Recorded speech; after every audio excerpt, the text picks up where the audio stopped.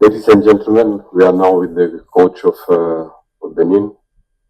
Please, before we get started, put your phones on silent.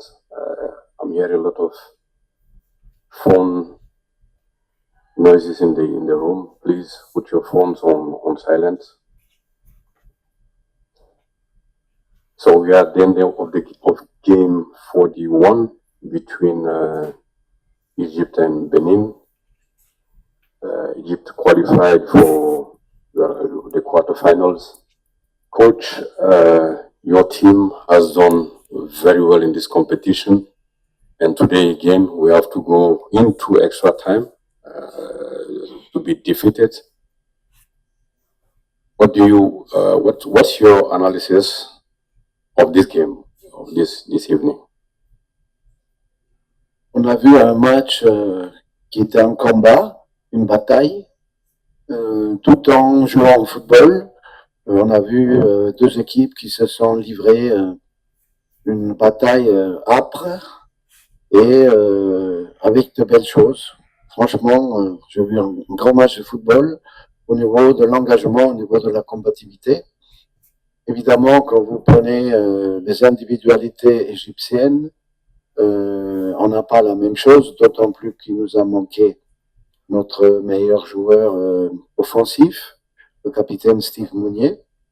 Et sans lui, c'est beaucoup plus difficile parce que notre jeu était toujours orienté un peu sur sa présence, mais les joueurs qui étaient là aujourd'hui se sont vraiment très bien comportés et en tant que sélectionneur, je suis fier de mon équipe. Question for, yes, let's start this gentleman here.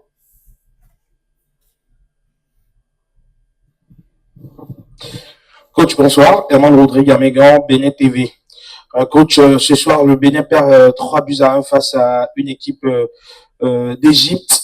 Et on se dit à la fin du match, comme souvent, il y avait quand même de la place pour faire quelque chose, un peu comme face au Sénégal, un peu comme face à la République démocratique du Congo. Au terme de ce tournoi, quels sont les grands enseignements que vous tirez? Les grands enseignements sont d'abord que on a obtenu une première victoire historique pour le Bénin, qui nous a qualifiés déjà avant le troisième match pour le deuxième tour. Ensuite, on a eu le souci qu'il fallait remplacer des joueurs, déjà avant le tournoi, et puis pendant le tournoi, et non des moindres. Et quand c'est des joueurs importants, ce n'est pas facile. Mais malgré cela, l'équipe s'est très bien comportée. Le contenu des 4 matchs était très bon. Même s'il n'y a qu'une victoire, ce qu'il faut retenir, c'est le comportement des joueurs, leur combativité, leur solidarité, et d'avoir poussé l'Égypte jusqu'aux prolongations. C'est aussi un très bon comportement. Je regrette ce deuxième but parce que sur un corner, on a été mal en place. Il y a eu beaucoup de changements et les rôles étaient mal répartis sur le deuxième but égyptien. Le troisième but est anecdotique parce qu'on a tout risqué dans les dernières secondes pour revenir dans ce match. C'était 2 heures de football engagé avec un bon arbitrage aujourd'hui et avec 2 équipes qui se sont livrées un duel de qualité. Ils étaient meilleurs que nous grâce à leurs individualités qui ont pu faire la différence, mais on était tout près. Et ça, c'est très positif pour l'avenir de cette équipe nationale des Guépards. Bonsoir coach, Prosper Pondjenko, Radio Cap FM Cotonou. Alors, vous avez effectué des changements qui ont beaucoup apporté à votre jeu. Malheureusement, on n'a pas gagné. De toutes les façons, quelle analyse vous faites de la prestation des jeunes de cette équipe, puisque la moyenne d'âge prévoit ou bien donne peut-être carte blanche pour l'avenir de cette équipe? Qu'est-ce que vous dites des jeunes que vous avez utilisés dans cette compétition? Tous ces jeunes qui étaient en moins de 20 ans il n'y a pas longtemps, il y en a 6 ou 7. Il y en a un qui s'est malheureusement blessé à Loco, mais qui nous a beaucoup apporté quand même, il faut dire, avec son dynamisme. Après, on a des garçons qui sont rentrés comme Samadou, qui sont des garçons aussi d'avenir. On a Tamimou, à qui il a fallu trouver un club parce qu'il n'en avait pas. Si vous vous rappelez, on a réussi à lui faire trouver un club à la Sobemap au Bénin. Donc, il a fait un très bon tournoi également. Après, il y a des garçons qui sont prometteurs et qui sont, on va dire, pleins d'avenir. Les Dodo Doku, les Hassan Imouran, ce sont des joueurs qui sont vraiment, même si dans leur club, on les voit pas toujours comme titulaires, mais avec nous, ils sont formidables. Et je regrette juste l'absence de Steve Mounier, parce que dans des matchs comme ça, avec les jeux aériens, il aurait pu nous aider beaucoup. Et je regrette juste ce deuxième but, parce qu'à un partout, on allait au penalty. Et là, il était possible de, éventuellement, avec un changement de gardien, de faire peut-être la qualification. Mais bon, ce plan-là n'a pas fonctionné, mais le plan de jeu était bien et les joueurs ont fait un match, on va dire, de qualité, dont ils peuvent être fiers. Est-ce qu'il a de la traduction?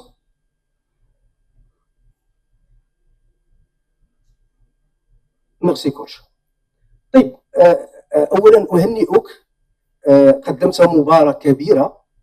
فريق البنين ظهر، لم يظهر ضعيفا، بل كان ند لند للفريق المصري. كوتش، لأعيدت المباراه، ماذا ستصلح كوتش لتنتصر ولتحقق الانتصار؟ ما هي الاشياء التي ستصلحها في هذه المباراه كوتش؟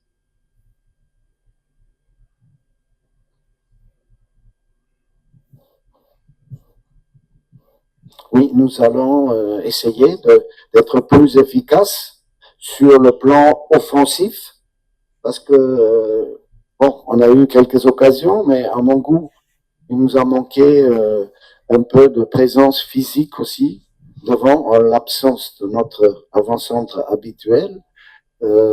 C'était Jodel Dossou, qui est un joueur d'expérience, mais qui n'a pas les mêmes qualités athlétiques, et qui a quand même marqué un but. Et c'est aussi, quand vous avez vu que nous avons fait rentrer des petits gabarits qui jouent bien au football, mais qui, dans un match physique, ne sont pas toujours à leur avantage. Mais nous allons travailler là-dessus. Il n'est pas facile de trouver des joueurs béninois dans les grands clubs. Quand vous regardez les matchs Champions League, il n'y en a jamais. Il y en a un qui joue parfois en Europa League, c'est Olivier Verdon, notre capitaine aujourd'hui. Donc il faut trouver encore des joueurs. C'est pas évident. On en a trouvé déjà, mais il en faut encore. Mais tous ceux qui étaient là aujourd'hui se sont bien comportés et ont montré qu'ils peuvent rivaliser avec les plus grands. Merci. Bonsoir coach, Roméo Aklozo, Megasport. Félicitations d'abord pour le travail abattu depuis 3 ans que vous êtes là. Ma question, elle est celle-ci. Les éliminatoires de la prochaine CAN devaient débuter en mars prochain. Serez-vous toujours en poste à cette période? Mon contrat va jusqu'à la fin décembre. Donc, on va faire un point après la CAN. Nous avons des satisfactions au niveau de l'équipe. Il y a une bonne entente. Il y a un bon staff. Il y a des perspectives quand vous avez des joueurs jeunes dans votre équipe. Donc, voilà. Mais on va faire un point. Il est vraiment regrettable qu'on puisse jamais jouer à domicile depuis 2 ans et demi. Depuis 3 ans que je suis là, on n'a fait que 2 matchs à domicile au début. Donc, on aimerait bien jouer devant notre public pour avoir aussi parfois le 12e homme qui peut vous aider. Merci à tous les supporters béninois aujourd'hui qui étaient là. On les a entendus, on les a sentis. C'était chaud, c'était très agréable. Et voilà, le souhait, c'est de pouvoir rejouer au Bénin. Voilà. Donc après, il y a des perspectives, oui. Il y a eu des absents. On avait aussi un projet afro-descendant qui malheureusement n'a pas pu se réaliser. Donc il y a des idées, il y a un programme. Voilà, il y a un championnat qui n'est pas mal au Bénin aussi. Donc le football progresse à tous les niveaux.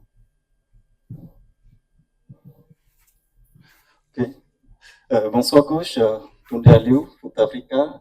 Ma question concerne beaucoup plus Ouro Tamimou, qui, vous l'avez dit, a réalisé vraiment un tournoi assez intéressant. À l'image de Ouro Tamimou, il y a pas mal d'autres jeunes justement. Qu'est-ce que vous retenez concrètement de leur comportement depuis que vous êtes là? Parce qu'on vous a vu vraiment lancer pas mal de jeunes depuis que vous êtes arrivé. Qu'est-ce que vous retenez de leur comportement? Il y en a eu assez sous votre coupole? J'ai toujours aimé donner la chance aux jeunes. Quand je suis arrivé au Bénin, il y avait beaucoup de trentenaires, presque quadragénaires, comme Cessignon, Adenon, Adioti, Côté ou autres. Et donc, il a fallu rajeunir l'équipe. Et on a trouvé quelques bons jeunes, comme vous dites, par exemple Tamimou. Mais parfois, les garçons se retrouvent sans club. Pourquoi? Parce que c'est parfois des situations un peu difficiles. Mais bon, ils ont démontré que, en plus, maintenant, on est dans la période des transferts, que s'il y a des clubs qui cherchent quelques bons jeunes, on en a. Ils l'ont montré. Et je suis content pour eux. Et on va continuer sur ce plan-là. Au Nigeria, j'avais l'équipe la plus jeune à la Coupe du Monde en Russie, avec 23 ans et demi de moyenne d'âge. Et on a vu après que des joueurs ont pu faire une belle carrière et font partie des meilleurs en Afrique maintenant. The last question for the coach of Benin. Bonsoir coach. Candide Wantor, Canal 3 Bénin.